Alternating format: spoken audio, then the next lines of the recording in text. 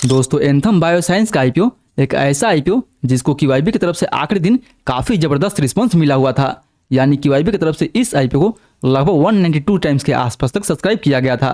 इसीलिए दोस्तों अब काफी लोग के मन में ये सवाल है कि जैसे इस आईपीओ QIB की तरफ से अच्छा रिस्पांस मिला हुआ था, क्या इसका लिस्टिंग उस हिसाब से हो पाएगा या फिर नहीं हो पाएगा।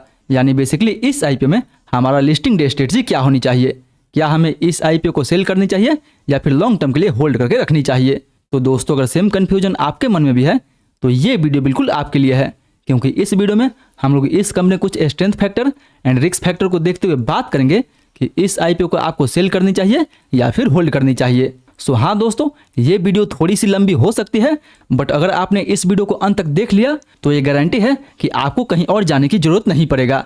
तो आप बस इस वीडियो के अंत तक बने रहे ताकि इस आईपीओ के साथ आपको लिस्टिंग डे के दिन क्या करनी चाहिए उसका एक बेटर व्यू मिल सके। एंड हाँ दोस्तों, इस वीडियो में हम लोग बात करेंगे इस आईपीओ के फ्रेश एंट्री के बारे में भी कि क्या जिनको भी इस आईपीओ में अलॉटमेंट नहीं मिला हुआ है वो इस आईपीओ में फ्रेश एंट्री बना सकते हैं या फिर नहीं बना सकते हैं। सो चलिए बिना आपका समय गंवाए सीधा वीडियो में आगे बढ़ते हैं।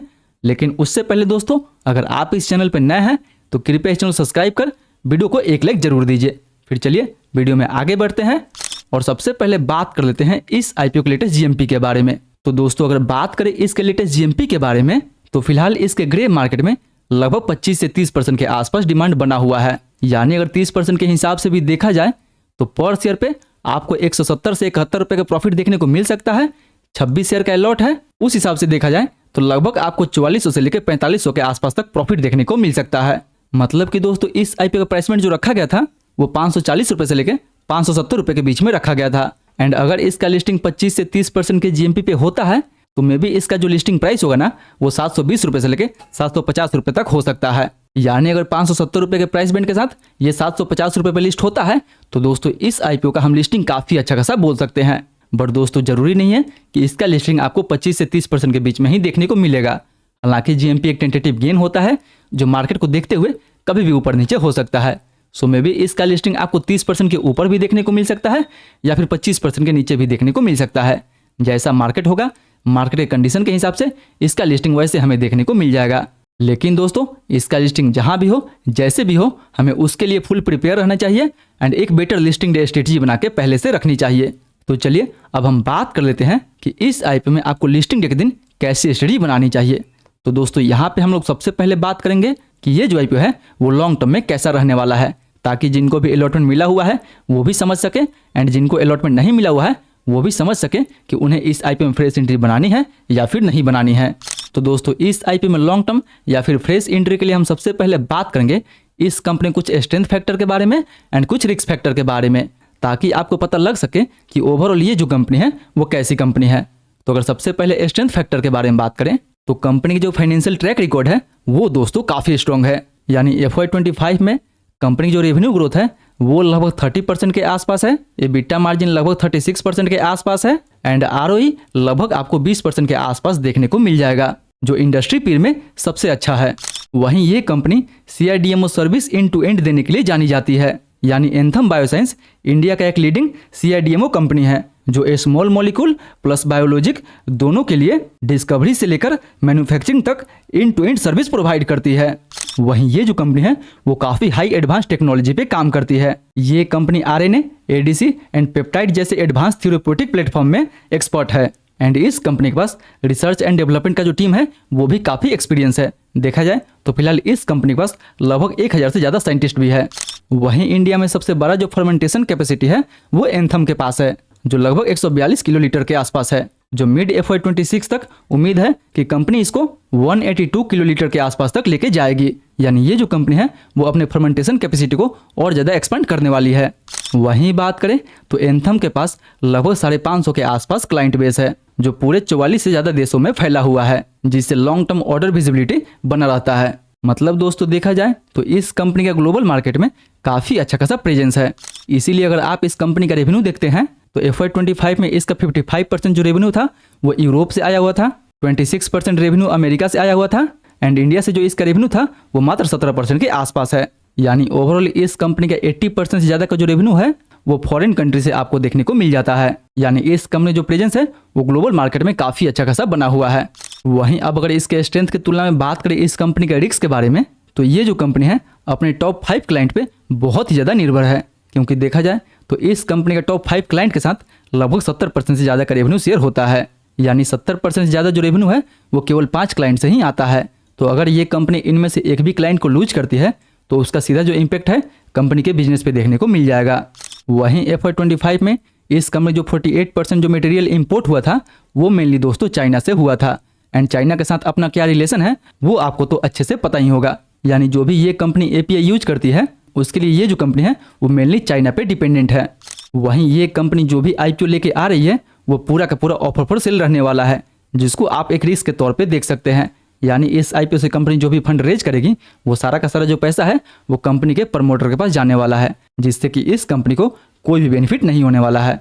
वहीं बात करें तो अमेरिका के लिए इस कंपनी जो मेजर चैनल पार्टनर है वो है डवोस फार्मा, जिसके साथ एंथम जो है वो काफी ज्यादा रेवेन्यू शेयर करता है। एंड ये जो कंपनी है वो ज्यादातर इनोवेटर मॉलिक्यूल्स पे काम करती है। तो अगर इनोवेटर मॉलिक्यूल्स का पेटेंट खत्म होता है तो उसका सीधा इम्पैक्ट कंपनी के USA से आने वाले रेवेन्यू पे आपको देखने को मिल जाएगा, क्योंकि अगर इनोवेटर मॉलिक्यूल्स का पेटेंट खत्म होता है तो इजिली वो जेनरिक के रूप में मार्केट में अवेलेबल होगा, जिसके कारण इसके प्रॉफिट मार्जिन पे असर पड़ सकता है। सो ये छोटा मोटा रिस्क तो दोस्तों आपको हर कंपनी के साथ देखने को मिल जाएगा। इसलिए अब हमें बात करना होगा इसके इंडस्ट्री आउटलुक के बारे में एंड इसके पीर के बारे में, ताकि हमें पता लग सके कि अपने पीर के मुकाबले में ये कंपनी कैसी है एंड इसका आगे का जो इंडस्ट्री आउटलुक है वो कैसा है। तो दोस्तों अगर आप इस कंपनी को इसके पीर के साथ कंपेयर करते हैं तो यहाँ पे आपको इजिली नजर आ जाएगा कि ये जो कंपनी है अपने सभी पीर से काफ़ी अच्छा है। वो या तो आप डेविस लैब को ले लो, सिंजीन इंटरनेशनल ले लो, या फिर अभी जो रिसेंटली IPO आया था अगले साल साइन लाइफ उसको ले लो। यहाँ पे आप देख सकते हैं कि रेवेन्यू के मुकाबले ये जो कंपनी है साइन लाइफ से काफ़ी अच्छी कंपनी है, जबकि साइन लाइफ जो है अभी फिलहाल 96 के PE पे ट्रेड कर रहा है। जबकि अगर आप इसका PE देखते हैं तो वो लगभग 70 के PE पे ही आपको मिल रहा है। यानी वैल्यूएशन वाइज भी ये कंपनी और PE के मुकाबले में काफ़ी बेटर आपको मिल रहा है। एंड ना ही दोस्तों इसके पीर के हिसाब से केवल इसका वैल्यूएशन बेटर है, जबकि अगर आप इसका EBITDA मार्जिन भी देखते हैं तो वो भी लगभग 36 के आसपास है, जो इसके पीर के हिसाब से काफ़ी बेटर है। वहीं अगर प्रॉफिट मार्जिन के बारे में बात करें तो प्रॉफिट मार्जिन भी लगभग आपको 24-25 के आसपास देखने को मिल जाएगा, जो एवरेज इसके पीर से काफ़ी बेटर है। यहाँ पे आप सिंपली देख सकते हैं। यानी ओवरऑल हम बात करें कि ये जो कंपनी है अपने पीर के मुकाबले में तो काफ़ी बेटर कंपनी है, इसलिए QIB की तरफ से इस IPO को इतना ज़्यादा अच्छा रिस्पॉन्स मिला हुआ था। वहीं दोस्तों अब अगर हम बात करते हैं इसके आगे का सेक्टर आउटलुक के बारे में कि ये जो कंपनी है आगे लॉन्ग टर्म में कैसी रहने वाली है, तो उसके लिए दोस्तों हम लोग सबसे पहले देखेंगे ग्लोबल फार्मास्यूटिकल इंडस्ट्री के बारे में, जिसका वैल्यूएशन कैलेंडर ईयर 24 में लगभग $1524 बिलियन के आसपास था, जो कैलेंडर ईयर 29 तक लगभग 6% के CAGR से ग्रोथ हो सकता है। यानी 2029 तक ये जो मार्केट है वो लगभग $2076 बिलियन के आसपास तक जा सकता है। बट दोस्तों ये कंपनी CRO इंडस्ट्री में काम करती है। तो अगर हम लोग ग्लोबल CRO इंडस्ट्री के बारे में देखते हैं तो इस इंडस्ट्री में 2019 से 2024 के बीच में लगभग आपको 14% के CAGR से ग्रोथ देखने को मिला हुआ है, जबकि उम्मीद है कि यही जो इंडस्ट्री है वो कैलेंडर ईयर 29 में लगभग $140 बिलियन के आसपास तक जा सकता है। यानी CRO इंडस्ट्री में भी आपको काफ़ी अच्छा खासा ग्रोथ आगे देखने को मिल जाएगा। वहीं CRO के अलावा अगर CDMO के बारे में देखते हैं तो इसमें भी लगभग आपको 8% के CAGR से ग्रोथ देखने को मिलेगा।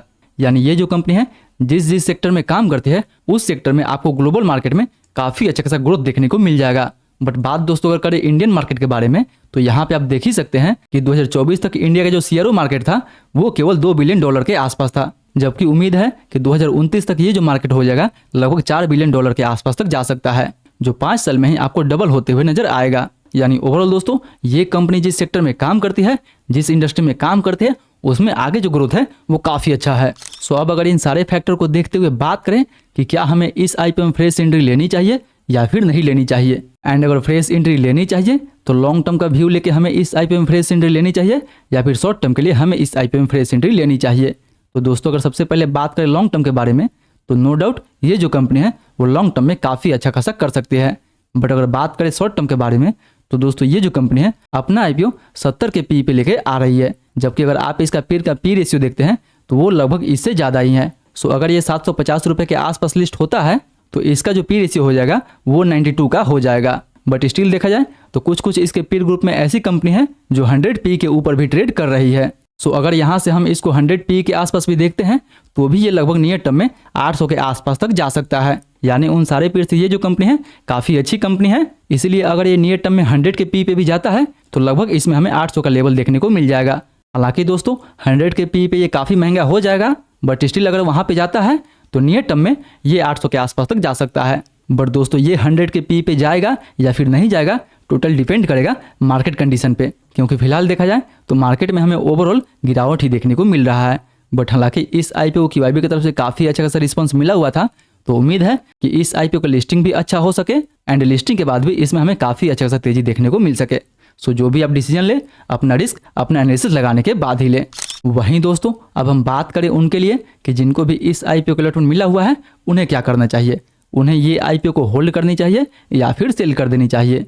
तो दोस्तों अगर आप इस आईपीओ में केवल लिस्टिंग गेंस के लिए पैसा लगाए थे, तो इस आईपीओ से सिंपली आपको जो भी लिस्टिंग गेंस मिल रहा है वो लिस्टिंग गेंस आप लेके निकल सकते हैं। बट याद रखें दोस्तों कि जो भी आपको लिस्टिंग गेंस बुक करना है वो डे एंड या फिर डे मिड में भी आप बुक कर सकते हैं, क्योंकि प्री मार्केट में इस आईपीओ का डिमांड अच्छा रहा तो मे बी ये नीचे के लेवल से अच्छा खासा ऊपर भी जा सकता है। सो जो भी आपको लिस्टिंग गेंस बुक करना है, मार्केट में थोड़ा देर वेट करके ही आपको लिस्टिंग गेंस बुक करनी चाहिए।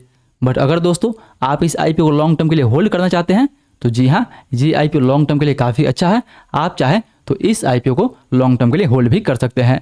बट दोस्तों वैसे भी नहीं करना है, इस आईपीओ में आपको कम रिस्क लेना है, तो या तो आप पार्शियल प्रॉफिट बुक कर सकते हैं या फिर जो भी आपका प्रॉफिट बच रहा है उस प्रॉफिट को आप लॉन्ग टर्म के लिए होल्ड कर सकते हैं। यानी जो भी आपको 5,000 के आसपास तक प्रॉफिट मिलेगा इस आईपीओ में, उस प्रॉफिट को आप लॉन्ग टर्म के लिए होल्ड कर सकते हैं। एंड जो भी आप इसमें अपना 15,000 के आसपास तक फंड लगाए थे, उस फंड को कुछ शेयर सेल करके निकाल सकते हैं, जिससे कि आपका जो रिस्क हो जाएगा वो एकदम जीरो हो जाएगा। यानी आपका जो प्रिंसिपल कैपिटल है वो बिल्कुल सेफ रहेगा एंड जो भी आपका प्रॉफिट है वो लॉन्ग टर्म में ईयर ऑन ईयर बेसिस पे कंपाउंड होते रहेगा। सो आप चाहें तो आप अपने प्रॉफिट को होल्ड कर सकते हैं या फिर इसमें आप पार्शियल प्रॉफिट भी बुक कर सकते हैं। यानी 13 शेयर को सेल कर सकते हैं एंड 13 शेयर के साथ लॉन्ग टर्म के लिए जा सकते हैं। जो भी डिसीजन ले अपना रिस्क एंड अपना एनालिसिस लगाने के बाद ही ले। बट हाँ दोस्तों, लिस्टिंग डे के दिन कोई भी डिसीजन आपको जल्दीबाजी में नहीं लेना है। सबसे पहले प्री आईपीओ सेशन में इसके प्राइस एंड वॉल्यूम को अच्छे से एनालिसिस करना है, उसके बाद ही आपको कोई भी डिसीजन लेना है। अगर प्री मार्केट सेशन में इसके प्राइस एंड वॉल्यूम में अच्छा डिमांड हो तो लिस्टिंग के बाद ये जो आईपीओ है वो ऊपर जा सकता है। सो अगर प्री आईपीओ सेशन में अच्छा डिमांड दिखे तो ही आप इसमें फ्रेश एंट्री ले या फिर अपने आईपीओ को होल्ड करें। बाकी बात, अगर आप भी हमारे साथ मिलकर लिस्टिंग डे के दिन प्री आईपीओ सेशन में इस आईपीओ के प्राइस एंड वॉल्यूम को एनालिसिस करना चाहते हैं, तो उसके लिए मेक श्योर कि आप हमारे टेलीग्राम ग्रुप से जरूर जुड़े, जिसका लिंक भी आपको नीचे डिस्क्रिप्शन बॉक्स में देखने को मिल जाएगा, जहां पे हम लोग हर आईपीओ के लिस्टिंग के दिन प्री आईपीओ सेशन को अच्छे से एनालिसिस करते हैं एंड ये देखने की कोशिश करते हैं कि खुलने के बाद इस आईपीओ में हमें सप्लाई देखने को मिलेगा या फिर अच्छा खासा डिमांड देखने को मिलेगा। तो अगर आप भी हमारे साथ मिलकर प्री आईपीओ सेशन में एनालिसिस करना चाहते हैं तो मेक श्योर कि टेलीग्राम ग्रुप से जुड़ना ना भूलें। बाकी बात दोस्तों, ये तो था मेरा पूरा लिस्टिंग डे स्ट्रेटजी इस आईपीओ को लेके। आपका क्या व्यू है और कौन कौन इस आईपीओ को होल्ड करने वाला है एंड कौन कौन इस आईपीओ में फ्रेश एंट्री लेने वाला है, वो भी हमें नीचे कमेंट करके जरूर बताएं। तो आई होप दोस्तों आज का वीडियो आपको काफ़ी इन्फॉर्मेटिव लगा होगा। अगर वीडियो अच्छा लगे तो वीडियो को लाइक करें, चैनल को सब्सक्राइब करें एंड जो भी आपका सवाल है मेक श्योर कि नीचे हमें कमेंट करके जरूर पूछें। फिर मिलते हैं अगले वीडियो में। तब तक NSDL का आईपीओ आने वाला है, उससे पहले आप इस वीडियो को टैप करके NSDL वर्सेस CDSL का फुल कंपैरिजन देखना ना भूलें।